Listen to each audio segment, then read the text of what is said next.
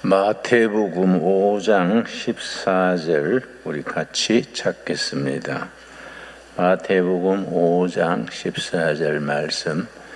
1630년에 영국에서 존 윈드롭이라는 지도자를 선두로 1000가정이 대서양을 건너서 미국으로 신대륙을 찾아서 이주를 했습니다.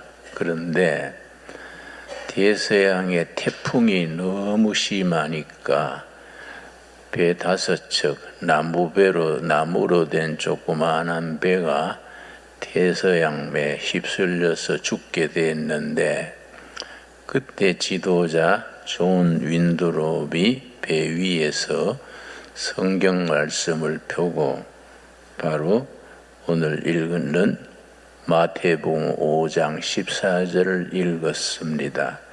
5장 14절 읽으면서 하나님 앞에 기도했습니다. 하나님께서 이 대서양 풍랑을 이기고 신대륙에 무사히 도착하게 하시면 우리가 언약을 지키겠고 하나님 영광 돌리는 나라를 건설하겠습니다.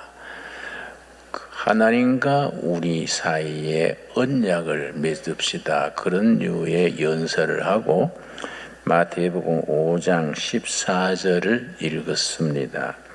너희는 세상의 빛이라. 산 위에 있는 동네가 숨겨지지 못할 것이요. 풍랑이 심한 배 위에서 이 말씀을 읽고 지도자 존 윈드롭이 말하기를 우리는 세상의 빛이다. 산 위에 있는 동네가 숨겨지지 못할 것이다. 그래서 말하기를 우리가 신대륙에 하나님이 인도하셔서 무사히 도착하게 하시면 산 위에 있는 도시를 건설합시다.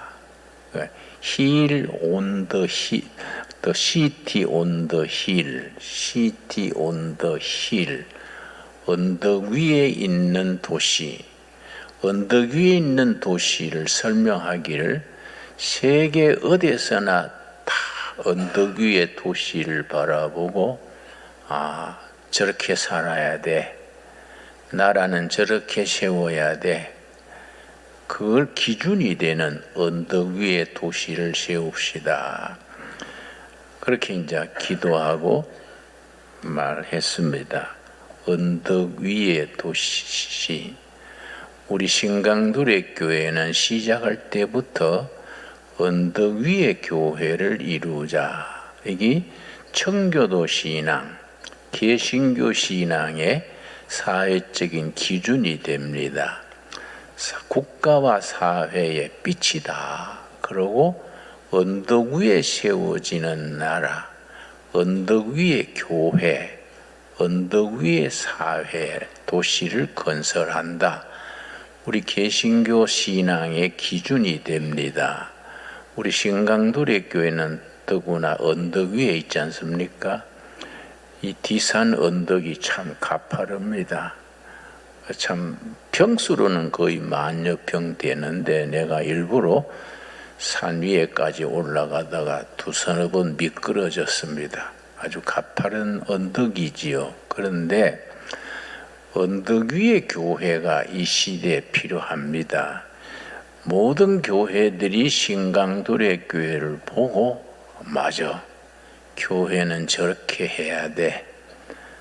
저런 교회가 돼야 돼. 그걸 언덕 위의 교회, 철치 온 더 힐, 모든 교회의 기준이 되는 교회. 여러분, 교인이 많이 모이는 건 물론 중요하지만은 더 중요한 것이 있습니다.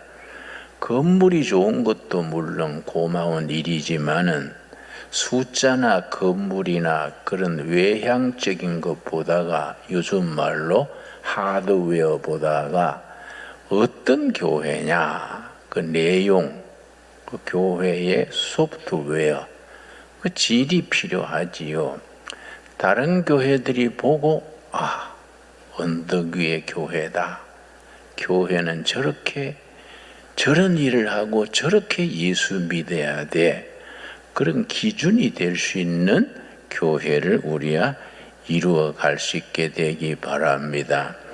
내가 지난주에 우리 윤석열 대통령이 팔자에 없이 감옥 들어간 걸 보고 마음이 짠해서 이왕지사 감옥에 들어가는 걸음에 근데 독방이니까 독방에서 성경 읽고 나왔으면 좋겠다 싶어서 내가 칼럼을 하나 썼습니다. 여러분 보니까 주보 뒤편에 적혀 있구만요.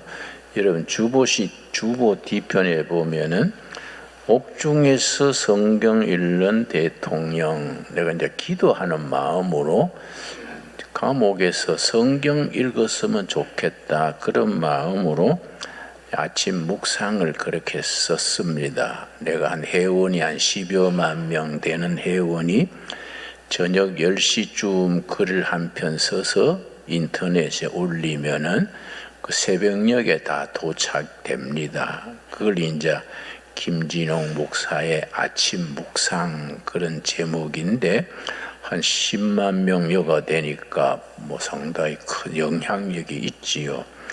내가 그래서 이렇게 썼더니 그러고 옥중에서 내가 74년, 75년 독방에 정치범 독방에 있을 때에 성경 읽다가 은혜 받은 얘기를 쓰면서 내가 그때 은혜 받은 구절 10편 37편 23절 24절 내가 묵상에 썼습니다.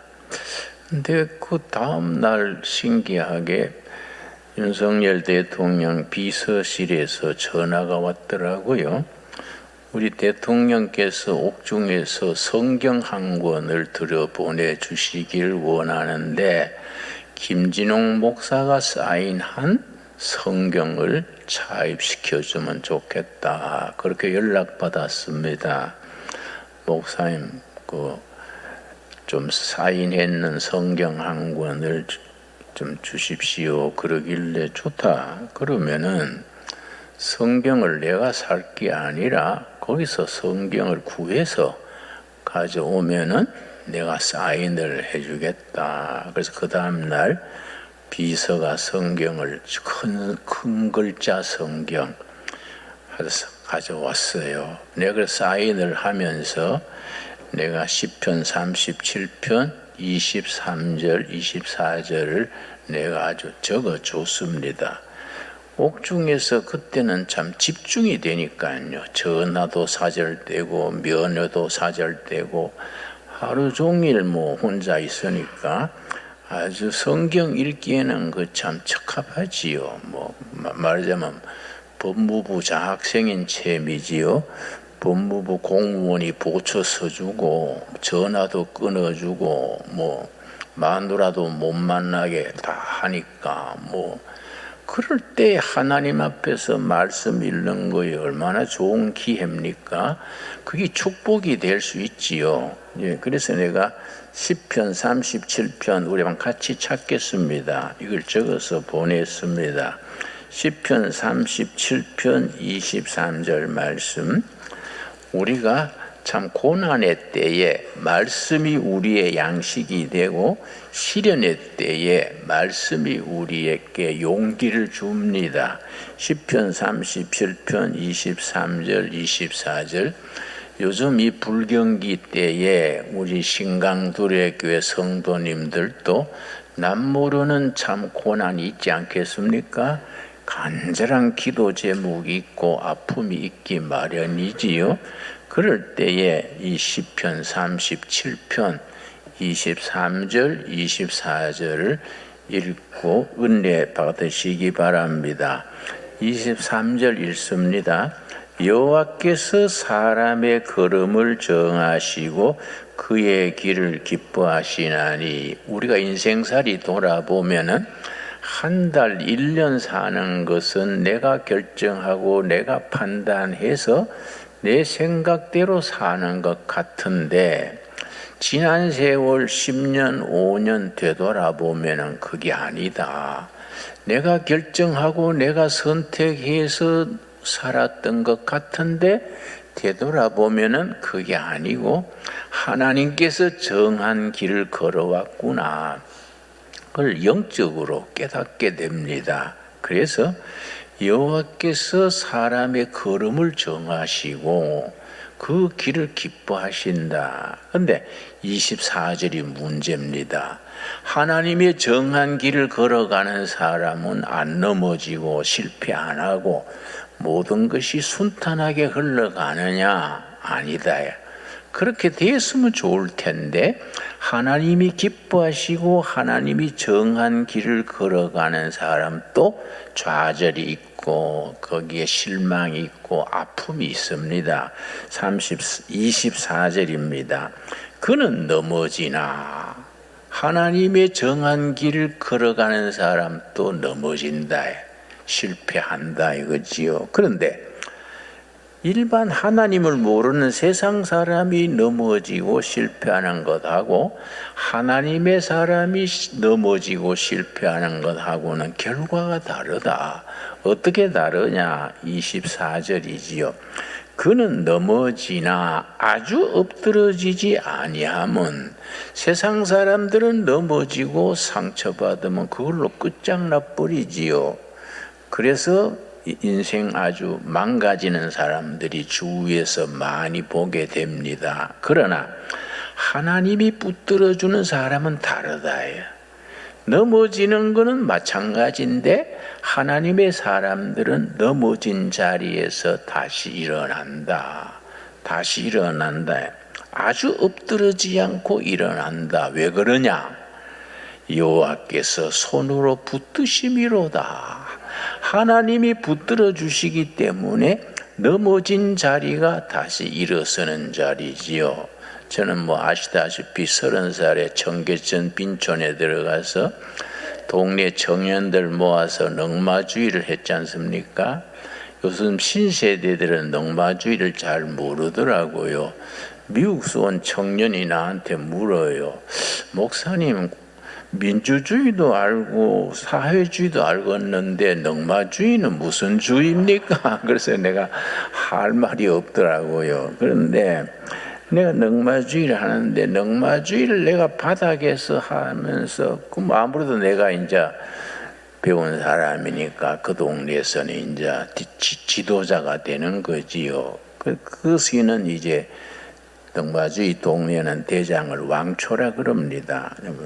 팔자니게 왕초가 됐는데 그걸 몇 년 하고 나니까 참 좋은 점이 있어요.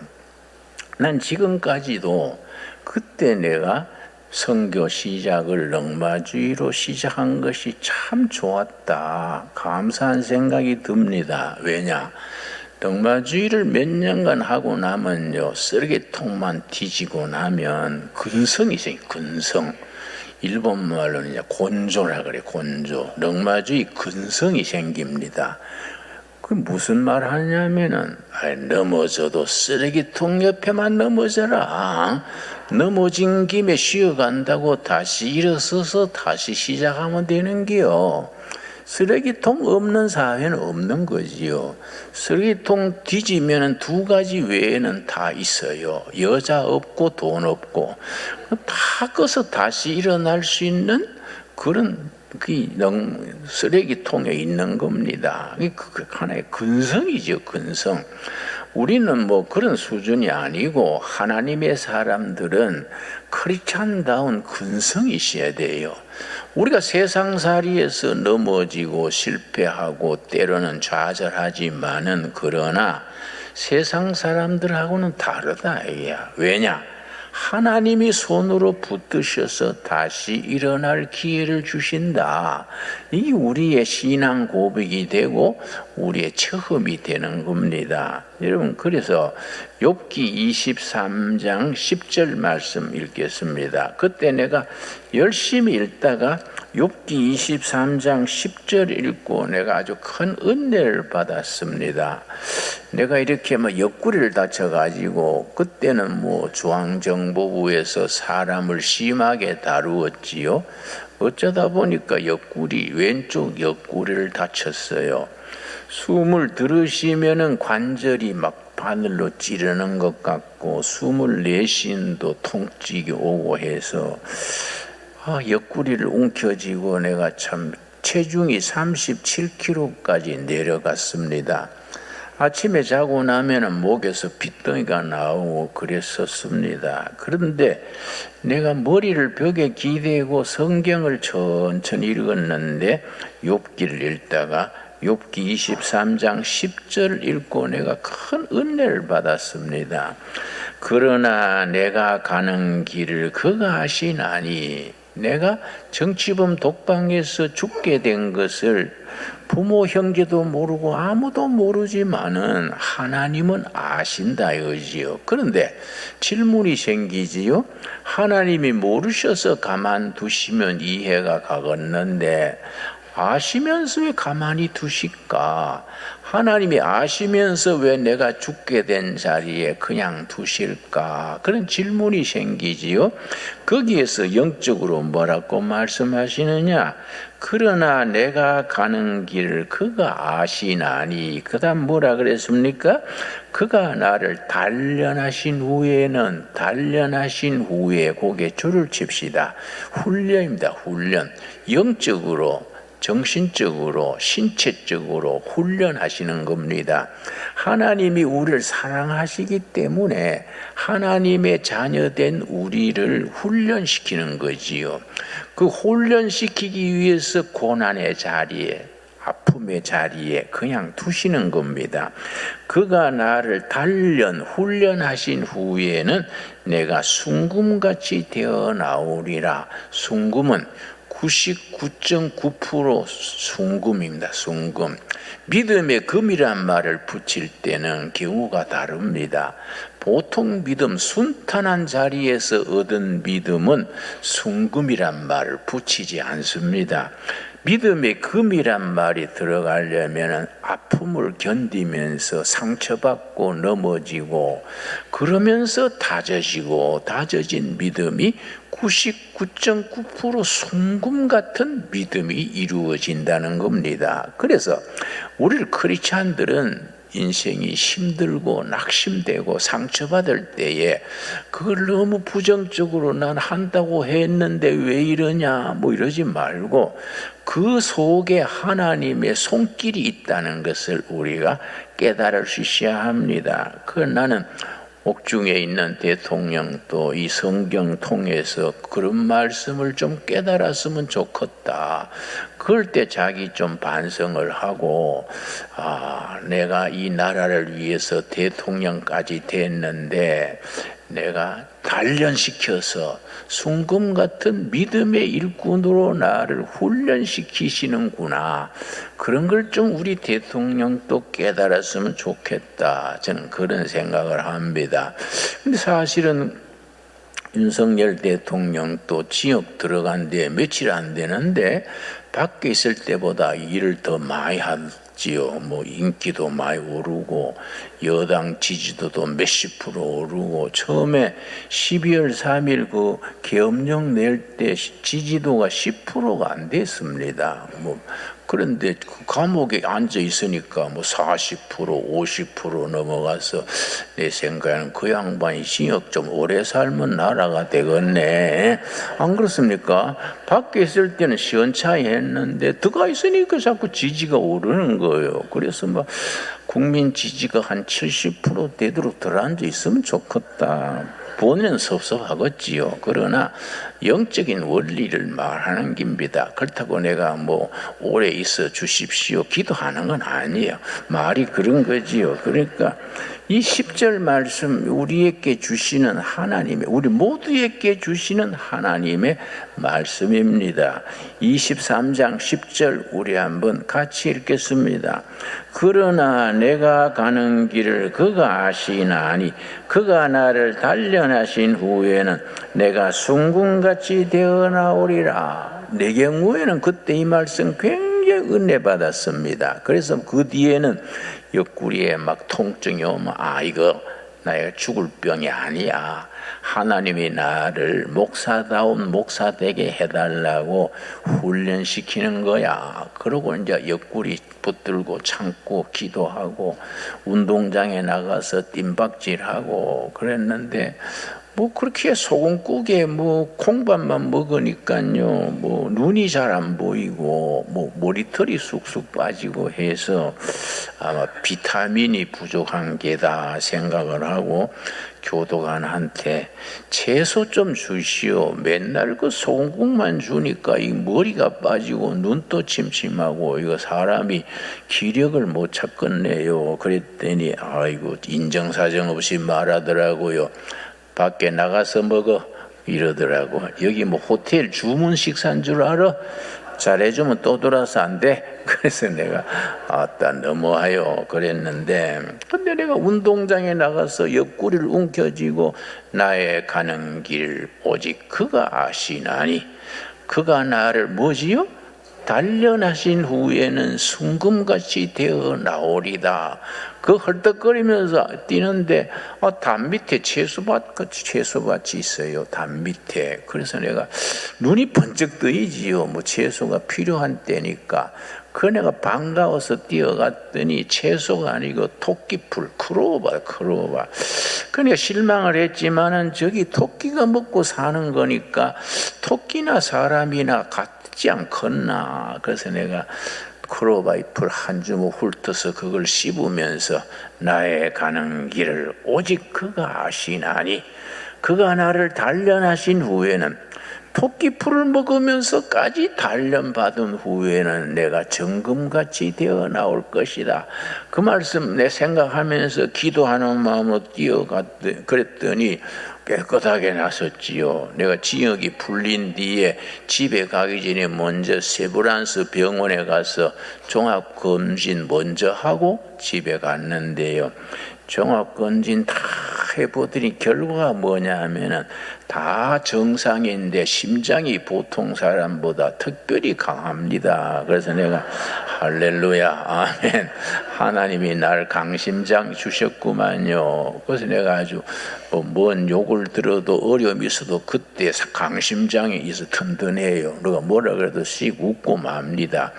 우리 지금 난세 아닙니까? 난세를 살아가려면 심장이 탄탄해야 돼요. 여러분, 하나님의 단련받은 후에, 영적으로 훈련받은 후에 우리 전부 튼튼한 심장을 얻게 되기를 바랍니다. 그래서 이 나라 이 백성들이요 말씀을 따라가야 나라가 됩니다. 이사야서 11장 9절 말씀하면 찾겠습니다. 우리나라의 선택은 이사야서 11장 9절의 말씀, 한국의 미래는 성경 말씀입니다. 이 말씀을 우리 국민 교과서로 삼아야 됩니다. 역사적으로 살펴보면 우리 본래 조상들은 무속신앙, 샤머니즘, 무당신앙이 기본이랬는데 신라 중기에 2차돈 시절에 불교가 들어와서 2차돈이 순교하고 불교를 받아들였습니다. 그 뒤에 신라 500년 동안 후반부 500년은 불도 시대지요. 그리고 고려 시대 400년 또 불도 시대지요. 그때 뭐 큰 스님들이 많이 배출됐습니다.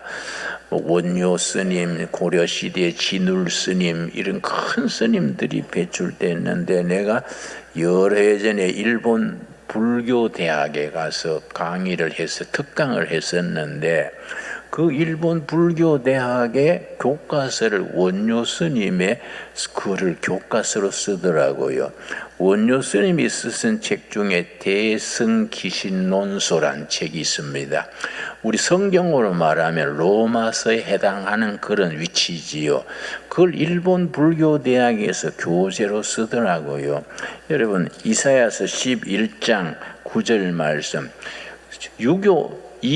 조선조 500년은 유학의 시대지요. 공자왈, 맹자왈, 시골 서당에까지 공자왈, 맹자왈 그걸 읽었지요. 그러면 다가오는 통일한국 시대 천년은 무슨 신앙이겠습니까?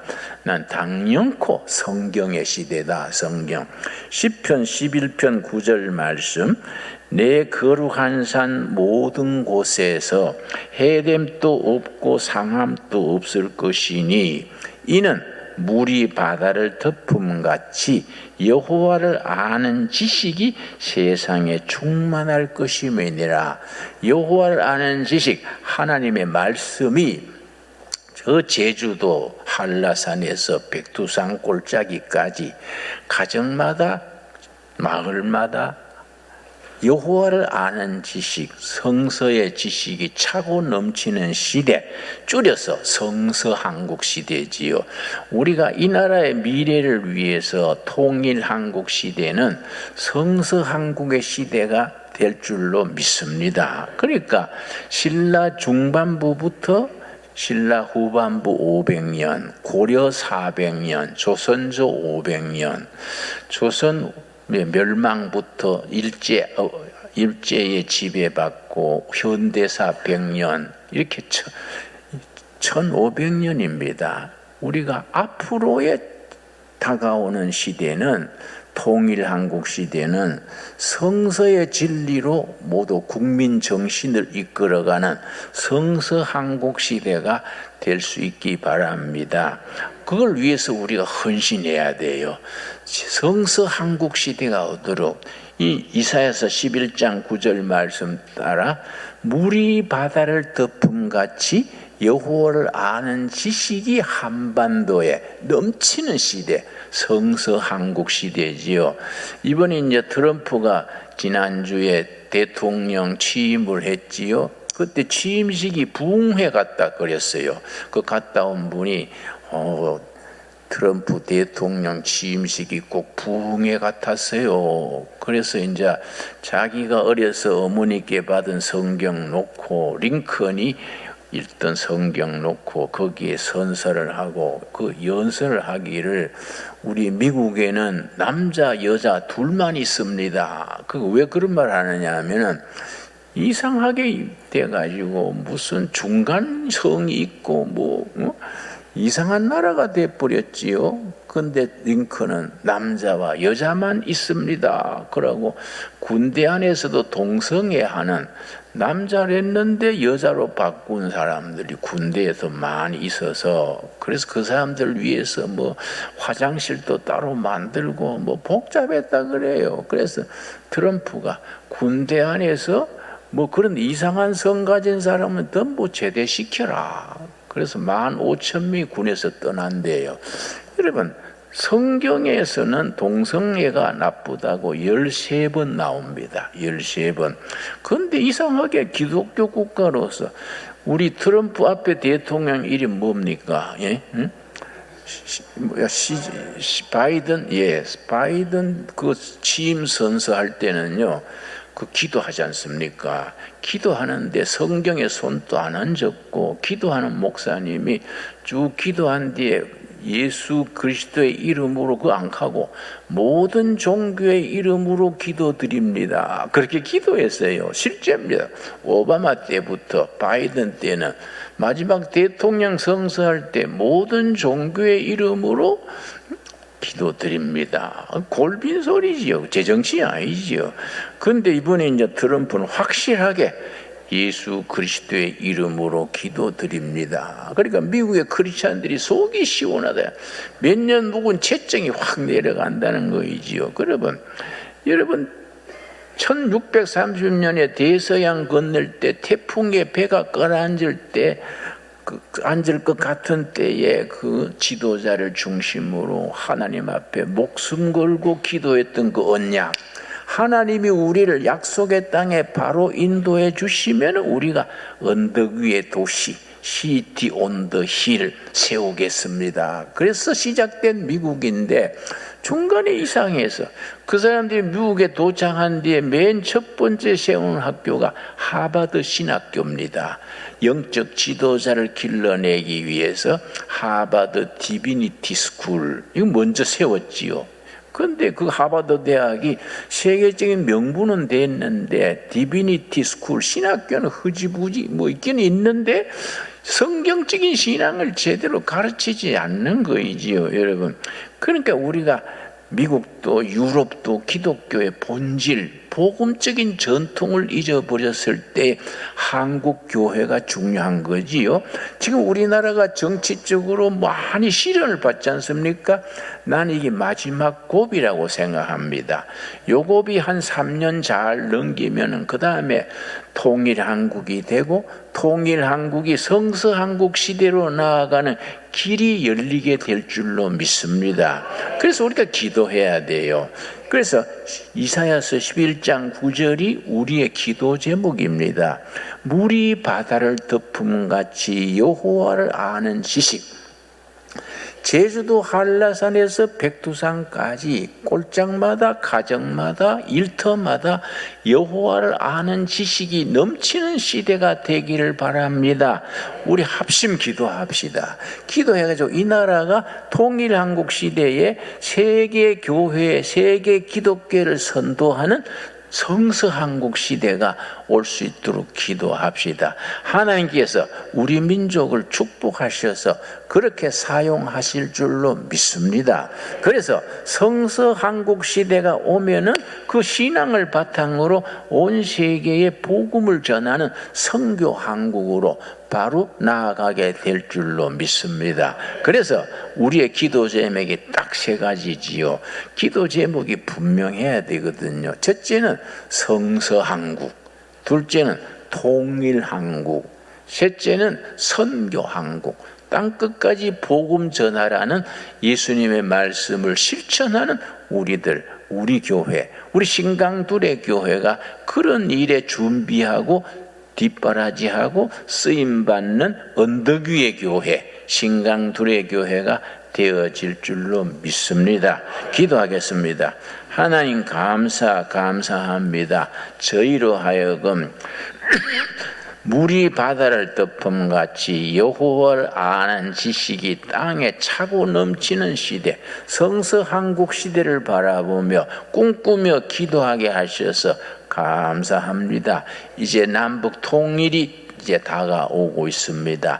통일한국이 성서 위에 세워지게 하여 주시옵시고 80년 공산주의 치하에서 신음하던 동포들이 예수님의 말씀, 살아있는 말씀의 앞에서 정말 해방의 역사를 맞을 수 있게 하여 주시옵시며 통일한국 시대가 성서 위에 세워져서 온 세계 5대양 6대주의 복음을 전할 수 있는 선교한국 시대를 이루어가게 하여 주시옵소서. 우리 신강둘의 교회가 늦게 시작한 작은 교회, 크지 않는 교회지만은 이 시대를 향한 하나님의 뜻을 실천하는 일에 쓰임받게 하여 주시옵소서. 너희가 믿느냐? 믿음대로 될지어다 하셨습니다. 믿습니다. 우리를 통해서 하나님의 역사를 이 시대 이 땅에 이루어지실 줄 믿습니다. 예수님 이름 받들어 기도드렸사옵나이다. 아멘.